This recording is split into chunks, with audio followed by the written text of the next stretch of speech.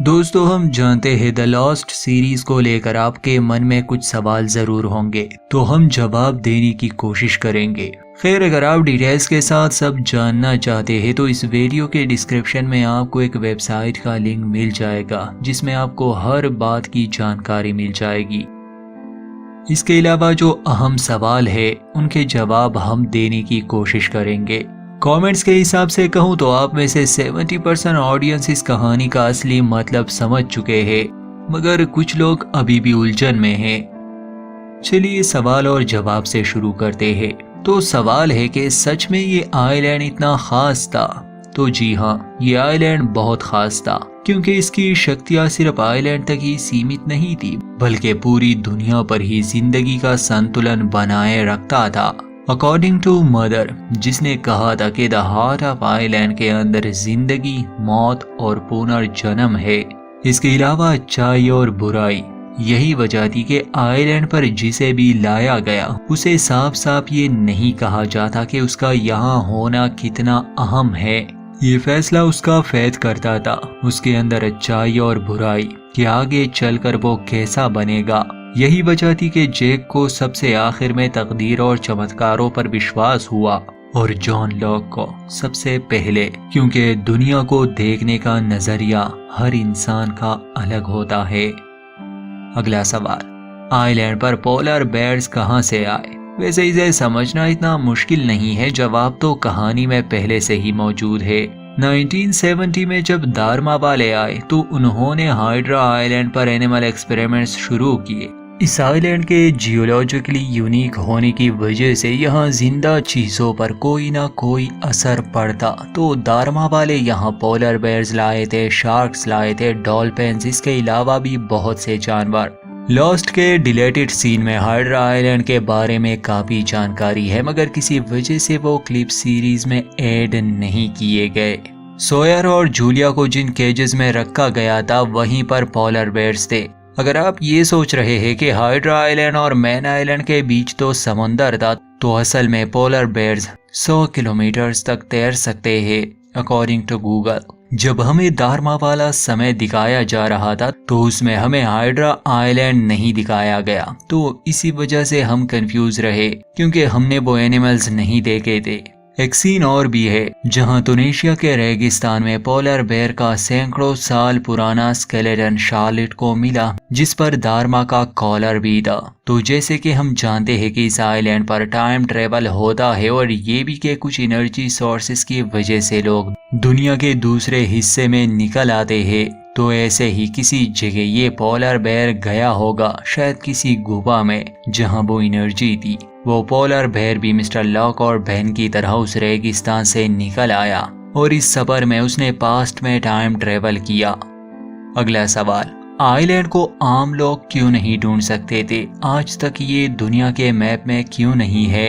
तो दोस्तों, जब से दुनिया बनी है तब से आइलैंड भी है, मगर ये आइलैंड समय में सफर करता है, ये कभी भी एक जगह नहीं होता। ये इसकी खासियत है, और यही वजह है कि कोई भी इसे नहीं ढूंढ सकता। एडवांस टेक्नोलॉजी भी नहीं। दारमा वालों की बात अलग थी, शायद उनका इस आइलैंड पर आना उनकी तकदीर में लिखा था। शायद आइलैंड भी यही चाहता था, क्योंकि दारमा वालों के साथ बेंजामिन लाइनस आया था, और बेंजामिन लाइनस का इस कहानी पर असर है। अगला सवाल, ब्लैक स्मोक या मैन इन ब्लैक क्या था? तो दोस्तों, जैकब और उसका भाई 2000 साल पहले क्लासिक रोमन एरा के समय में जन्मे थे। उनकी माँ शायद रोमन थी।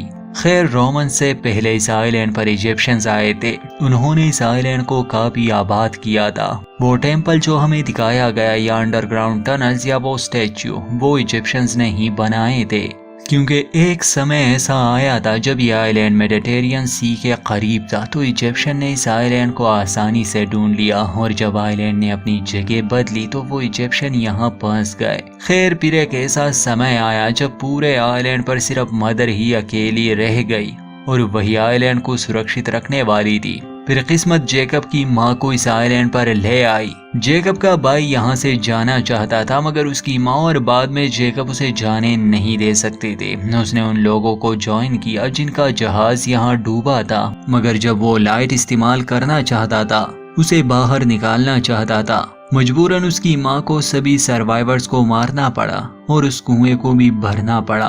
गुस्से में आकर जब जेकब ने अपने भाई को उस रोशनी में फेंका तो डार्कनेस उसके रूप में बाहर आ गई और अब वो इस आइलैंड से निकलना चाहती थी। 2000 साल तक जेकब और मैन इन ब्लैक के बीच लड़ाई चली। जेकब और मैन इन ब्लैक के बीच कुछ रूल्स थे, जैसे मैन इन ब्लैक जेकब को नहीं मार सकता और जेकब मैन इन ब्लैक को।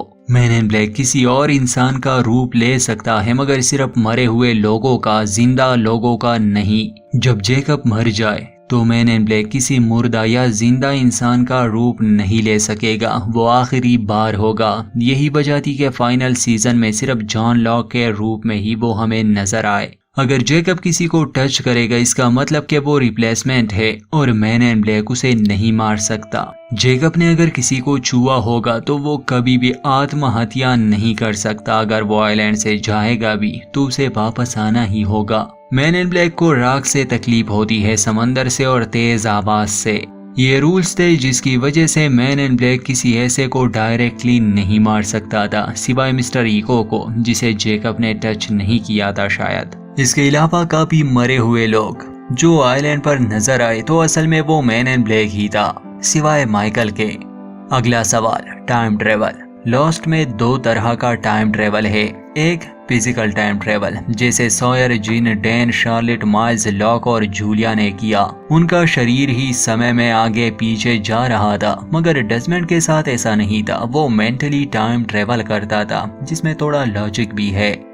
अगला सवाल, धार्मा। तो असल में धार्मा का होना बस कहानी के सस्पेंस को बनाए रखने के लिए था। वो तो आइलैंड के इलेक्ट्रोमैग्नेटिक प्रॉपर्टीज को स्टडी करने के लिए आए थे। असली कहानी तो जेकब, मैन इन ब्लैक और आइलैंड की थी, क्योंकि अगर मैन इन ब्लैक यहाँ से निकल जाता तो दुनिया का अंत होता। अगला सवाल, क्या जेक के बाद सब लोग मर गए? तो नहीं, ऐसा नहीं था। आफ्टर लाइफ की जो कहानी हमें दिखाई जा रही थी वो बहुत साल आगे की कहानी है, शायद 500 साल या 5000 साल। आफ्टर लाइफ में अगर ये लोग एक साथ थे तो वो इसलिए क्योंकि उनकी मौत हो चुकी थी। अब सब एक साथ तो नहीं मरे थे। सॉयर, केट, क्लेयर और माइल्स तो निकल चुके थे, तो शायद वो लोग बूढ़े होके मरे होंगे। हर्ली चूंकि आइलैंड का रखवाला बन गया, वो अमर था, तो शायद उसकी मौत कुछ 1000 साल बाद हुई होगी। पर ये आफ्टर लाइफ है तो यहाँ समय मायने नहीं रखता। सभी को अपना वही रूप याद था और उन्हीं लम्हों को जीना चाहते थे। हमारे हिसाब से तो ये बिल्कुल सही एंडिंग है, क्योंकि वो हमेशा खुश रहेंगे। इस आइलैंड की कहानी अलग है, आफ्टर लाइफ की अलग। आफ्टर लाइफ में वो सब मैटर नहीं करता, जैसे जेकब, ब्लैक स्मोक आइलैंड, पर मायने रखता है कि उन्होंने अपनी जिंदगी में कैसा समय बिताया। एक और सवाल आपके मन में आ रहा होगा कि आइलैंड पर प्रेग्नेंट औरतें क्यों मरती थी? वैसे इसका जवाब क्लियरली तो नहीं दिया गया, मगर द स्वॉन हेज के उस इंसिडेंट के बाद जब उससे वो एनर्जी लीक हो रही थी तो उसके बाद से बच्चे नहीं पैदा हो रहे थे और प्रेग्नेंट औरतें मर रही थी। इस इंसिडेंट से पहले एक बच्चा जन्मा था, ईथन। वो औरत आइलैंड पर ही प्रेग्नेंट हुई थी और वहीं पर बच्चे को जन्म दिया था, मगर उसके बाद कोई भी बच्चा आइलैंड पर नहीं जन्मा।